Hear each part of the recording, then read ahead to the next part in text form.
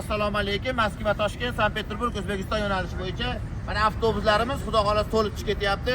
Kimdan kim kelsa ekranda raqamlarga telefon qilaverasizlar. Hozir avtobusimiz ichida odamlar bilan muloqotda bo'lamiz. Avtobusimiz narxi 8,000 rubl kerak ukalar. Tanlovda adashmanglar. Bizda yolg'on, mashinik, pashenik degan videolar chiqyapti. Bizda unday narsa yo'q. Kimdan kim kelsa ekranda raqamlarga telefon qilinglar. Bespasledik. Eng qiziqarli joyi, kimsalar telefonda qarzi bo'lsa, dokumentida muammo bo'lsa ham olib ketamiz. Avtobusimizning ichki salonlari, odamlar bilan mana muloqotda bo'lamiz.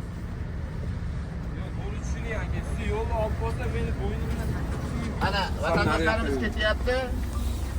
Vatandoshlarimiz ketyapti. Opa necha pul berdingiz? 8,000. Yolg'on bormi batda? Yo'q, yolg'on yo'q. 8,000 mi? 8,000 berdi shu. Biri aldamayaptimi? Kim aldagan bo'lsa mana videoga chiqib aytishlaring mumkin. Tanlovda adashmanglar, bespasledik. Like pastsani chiqarmanglar. Vatandoshlar, kelinglar. Pullaring yo'q, haqiqatan ham aldanib, действительно pullaring yo'q bo'lsa, besplatniy